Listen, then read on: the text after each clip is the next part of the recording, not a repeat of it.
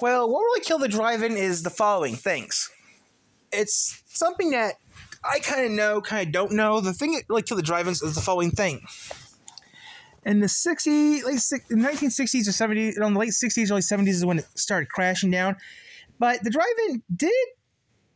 The problem was the following: most big things that people say the drive-in killed off because of property tax, or it was the following thing that's happening today. People say that people said, now this is what really people said that was going to happen to drive-ins. People thought they were going to die off by Betamax, VCR, pay-per-view, HBO, Stars, Cinemax.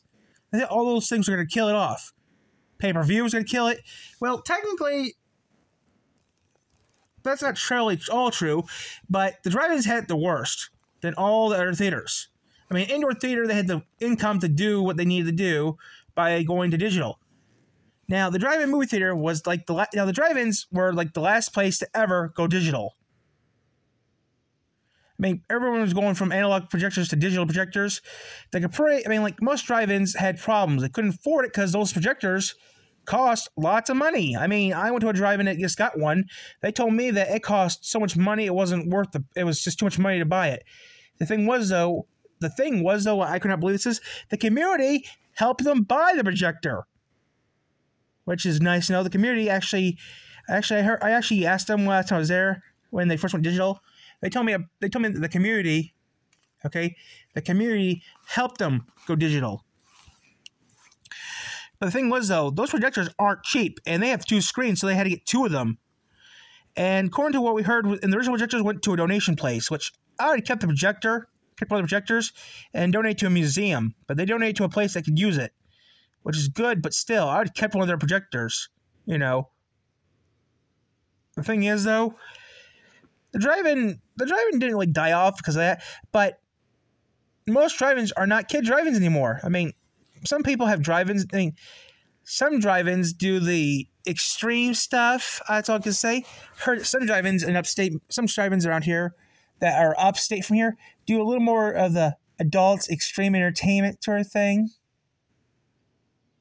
That's all I'm going to say, because I don't watch that stuff. And if I do, it's mostly anime, which, you know, where I watch this extreme is mostly, you know, I'm not really big into that sort of thing, extreme stuff. I'm really into the, you know, if it's a hot lady making love on a classic car, okay, I'll watch that. But anything less extreme like that, no thank you. But yeah, most drive-ins now are more of the extreme age thing. Some drive-ins in where I live, or most drive-ins you can find in the area these days, are mostly just do the R-rated films or the X-rated shit. But most drive-ins I go to only do kid stuff, and they go up to rated R stuff, yes. But the thing is, though, most drive-ins, I mean, in the 1980s is where movies went downhill bad. I mean, come on, the 1770s were okay, but the 1980s was a lot of extreme stuff. And somebody read online, the 1980s is where most drive-ins, a lot of the drive-ins switched over to extreme stuff. To this day, they still do extreme stuff. But the thing is, though, what really killed us off the drive-ins was property values, expansions, like racetracks and NASCAR. Some tracks are leaving because, like Slap said, it's a booming property development. But no, it's not really true. I mean, it depends where you live. But some drive-ins, you know, most drive-ins are still, to this day, open. There's like 10 drive-ins in my area still. There's like 10 drive-ins in my area I live in that are still open. Well, technically 11 if you include the one down south in Elburn, Indiana. But there's like 10 drive-ins in Michigan that are still open. Most of them are still open, are like in Texas still. One of these days I'll do a video on that, but right now I'm not going to. But yeah, it's almost 90 years since the drive-in opened, as of this recording. When I figure out, I'm going to have to do some more research on this, guys, and make a proper video. But yeah, guys, it's almost been 90 years since the drive-in opened up. 90 years ago.